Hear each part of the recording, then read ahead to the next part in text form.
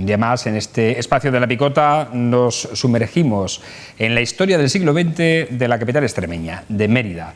Son las historias de Mérida, las historias que tienen que ver con sus gentes, con sus colectivos, con las asociaciones y con los locales que hicieron también historia en el siglo pasado aquí en la ciudad de Mérida. Para hablar de ello, como siempre, tenemos a nuestro querido compañero y amigo y cronista oficial de la ciudad, Fernando Delgado. ¿Cómo está? Buenas noches, Fernando. Buenas noches, muy bien.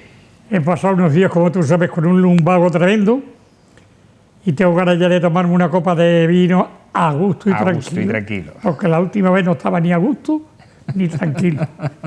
Y vamos a saludar también a un invitado que hoy tenemos para hablar sobre un tema que seguro les va a apasionar. La primera emisora de radio que hubo en Mérida, que fue Radio Juventud. Pues uno de sus protagonistas, de aquellos colaboradores que hicieron historia de Mérida con la radio, una radio que estuvo funcionando del año 1950 al año 1966, fue Enrique Carrera. Enrique, buenas noches, ¿cómo estás? Buenas noches. Bienvenido. Bien, muchas gracias. Hace ya muchos años alejado ya de los medios, ¿no? Bastante. Bastante. Me sigue gustando mucho la radio y todos los días escucho radio. Todos los días escucho radio. Ya no puedo escuchar la emisora nuestra, pero vamos, todos los días. Bueno, Radio Juventud. Fernando, tú has escrito mucho, tanto es así que te dio para una serie de 5 capítulos en el periódico. Sí, y además tuve la suerte de coger, todavía ya era mayor, pero al fundador de Radio Juventud de Mérida. Fundador y dueño, las dos cosas.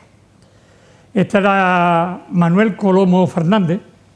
Manuel Colomo era un radioaficionado que dio un día por decir, voy a poner a hacer una radio. Y para comunicarse con su novia que estaba en Los Santos de Maimona. Y a través de onda corta, pues empezaron a hacer algunas que otras conexiones. Colomo estaba en la Rambla. Lo tenemos ahí una fotografía de ese primer artículo que ilustra la historia de Radio Juventud, Manuel Colomo y su esposa, el día de su boda. El día de su boda, que además invitó a todos los compañeros, no fueron más, ¿sabes? Eran los compañeros de Radio Juventud de Mérida, que no era Radio Juventud, les voy a leer porque si no se va, era Escuela de Radio número 16 de la cadena azul de radiodifusión, que estaba en contacto con el SEU. El SEU era el Servicio Español Universitario. Y le mandaba a Colomo pues, muchos guiones, la forma de hacer radio, por la experiencia que ya tenía el SEU. Claro, el SEU ya viene de los años 40 y muy poco, ya en Madrid, que era Aníbal Arriba, el director Arias. del... Aníbal Arias. Aníbal Arias, dice Aníbal Arias. Enrique. Sí, Aníbal Arias. Era el que llevaba aquello. Y comenzaron entonces a hacerse en el año 1950. Empezó en 1950. En el año 1950. En onda corta, además, emitiendo en onda corta. Y después de la Rambla... Fue la primera experiencia de radio que tuvo Mérida. Sí. Bueno, yo creo primera. Y de las pocas que había en Extremadura entonces. Porque salvo Radio Extremadura... En Extremadura, que yo supiera... Salvo Radio Extremadura no había nada más. Radio Extremadura, que era de los Ramallos, y que se la vendió después a la SER. Eso fue anterior. Que es donde se fue después un locutor que vino a Mérida, que era Julio Luengo. Del que hablamos ahora, nuestro gran amigo tuyo. Entrañable amigo Julio Luengo, que empezó aquí en Mérida. Julio Luengo. Empezó aquí en Mérida. Y también Manolo Pérez. Sí. Pero vamos a ir por partes. Vamos por partes, venga. Los primeros directores de Mérida, el primero, Enrique se acordará de algunos de todos en cuestión de nombre.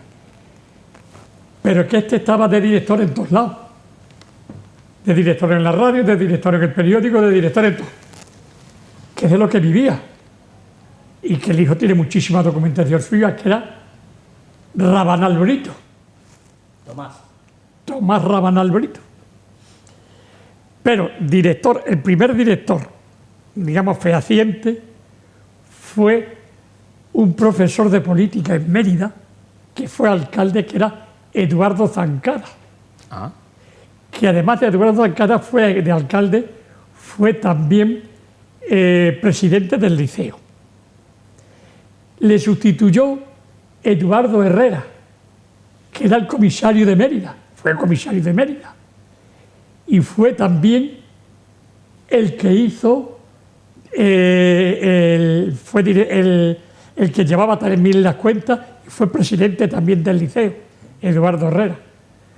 O sea que hubo directores de mucho carisma, y después ya al final fue Santos Díaz López, que era el hijo de Santos Díaz Santillana, que digamos que era el periodista del Hoy, y de un comentario que hacía en la radio desde la atalaya del conventual, que Enrique después ya nos contará cómo iba con ello, que desde la atalaya del conventual, desde la atalaya del conventual, un comentario de actualidad escrito y dirigido por SDS. Un comentario que grababa Enrique, ¿verdad? Grababa cuando no se hacía directo, yo iba a su casa, que estaba al lado, a 20, 30 o 40 metros de la emisora, y se lo iba a grabar. Enrique, ¿tú estuviste en Radio Juventud? ¿En qué año comenzaste allí a colaborar?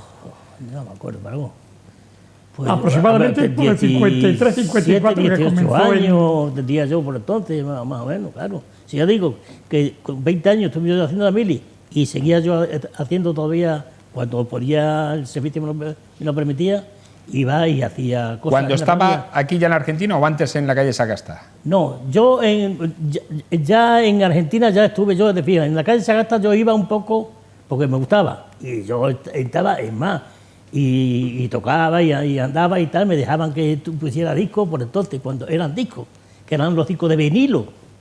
Por entonces eran discos de vinilo, que no eran... Empezaban en esa fecha, ya empezaban a verse los pequeños, pero por entonces eran todos discos de vinilo. Y yo iba por allí y hacía cosas, pero vamos, ya digo que era en plan de...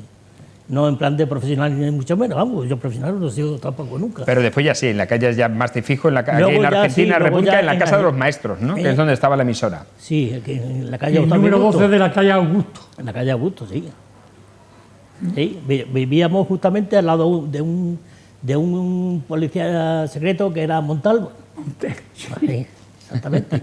Bueno, Radio Juventud, que en la memoria sobre todo de aquellos que tienen más edad, puesto que duró hasta 1966, revolucionó en aquel momento la sociedad, porque hacía muchísimas cosas, ¿verdad? Sí. Muchísimos concursos, era la radio entonces de Mérida y era la única que había.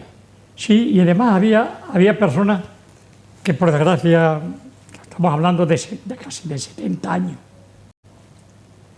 y muchos de ellos ya han muerto. Por ejemplo, Ignacio Suárez, Sí. que iba mucho por aquí, Antonio Salmerón, que hacía la crónica de jazz y de... No, hacía un programa de jazz, taurina. de música de jazz. Le gustaba. Espadiña, que también iba. O sea, eso, todos eran del Frente de Juventudes. Y después las chicas o eran de Acción Católica o de la sección femenina. O sea, que allí, digamos que era Radio Juventud de Mérida, era la radio que tenía también su especial control, como todas las emisoras de aquella época. Hombre, en aquella época no era para menos, claro. No. Tenían que estar eran controladas. No, totalmente. Totalmente. O sea, lo que tú Bueno, ibas a escribir, de hecho, quizás tú apuntas en tus crónicas que el final de Radio Juventud fue ese, precisamente, por haberse metido donde no debía. Sí. Prácticamente dijeron hasta aquí hemos sí, llegado. porque había terminado, digámoslo así, prácticamente Enrique, la onda media, y había que pasarse a frecuencia modulada. Y eso costaba un dinero. Y ese dinero tenía que ponerlo al ayuntamiento. Y el ayuntamiento de vez en cuando recibía algunas críticas. Y parece que no, pero se cabreaban tanto o más que ahora. No la encajaban del todo bien, ¿no? No. Pero ha pasado siempre, ¿eh? Bueno, a pasar la dictadura y en democracia. Ha pasado siempre, incluido en la democracia. Y entonces estaba para comprarla, intentó comprarla Ramón Guerrero, Massimino Caballero, Julio Conde, Jesús Hernández, recuerdo que ellos ponían el dinero, pero el permiso no se lo dieron. Y entonces, en el año 66, es cuando desapareció Radio Juventud de Mérida. Hombre, yo tengo un entrañable recuerdo de esta emisora, porque yo vivía al lado. O sea, la calle Octavio Augusto y yo vivía detrás, en la calle Publio Caricio. Publio Caricio. Por lo tanto, la comunicación y después la amistad que había con Santos Díaz López. Sin embargo, la emisora estuvo en la calle Octavio Augusto, en las casas conocidas como de los maestros. Esas casas eran propiedad del ayuntamiento, o sea, la había cedido el ayuntamiento en la casa para poder hacer la emisora, para instalar la emisora allí, ¿no? Sí, efectivamente. Teníamos los estudios arriba y cuando nos trajeron el equipo ya en Onda Media, teníamos un equipo en condiciones. No tenía mucha potencia. Además, andábamos sin antena, porque no, cada vez que se intentaba subirse partía, pero bueno, teníamos entonces un equipo bueno, y el equipo estaba abajo, y nosotros estábamos arriba, que teníamos un pequeño salón, digamos, de cara al público, que raramente lo utilizábamos, pero vamos, el locutorio y el control al lado, y la discoteca, lo que es la biblioteca, sí, está justamente al lado del locutorio. Y teníamos una gran discoteca por entonces, que luego desapareció y parece ser que se la llevó la emisora sindical de Badajoz, la de... Sí, se llevó todo, sí. La Radio Sindical se llevó absolutamente todo a través de Manolo Pérez.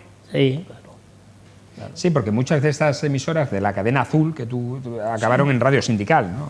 Se convirtieron a Radio Sindical y posteriormente ya fue Radio Cadena Española y después se integró en Radio Nacional de España, efectivamente, que es donde acabó Manolo Pérez, ¿no? Sí. ¿Y qué más podemos contar? Ya nos queda muy poquito tiempo de este primer programa. Haremos un segundo programa ahora con este tema porque es apasionante. Tenemos que contar quiénes estaban, porque otros dos que iban mucho por allí, no sé si estuviste tú, sí, yo creo que sí. Era el actor de cine... Gallardo. Galiardo. Juanín Galiardo, sí, hombre, claro, estaba allí. Juan Galiardo. Sí. Era un número. Era un portento de todo. Sí. Estaba haciendo la mil, entonces ni actor ni nada.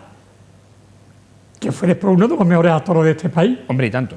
Juan Luis Galiardo, sí, es verdad. Y además daba cada número cada vez que venía aquí de olé. Pero en aquella época movía muchísimo la cuestión de tipo cultural y en la emisora también. Y presentaba muchas cosas en los teatros. Juan Luis. Sí. Bueno, seguiremos hablando de la historia de Radio Juventud, pero ya la semana que viene, en este tiempo de las historias de Mérida. Enrique, te esperamos aquí, así que vamos a seguir contigo y hablando de estas historias de Radio Juventud. Fernando, hasta la semana que viene. Hasta la semana que viene, porque en la semana que viene hablaremos de una cosa que es importantísima. Los locutores, los controles y las locutoras, que había una de ellas que en Mérida entero estaba enamorada de ella. Bueno, pues será la semana que viene. Les dejamos con la miel en los labios. Continuamos aquí.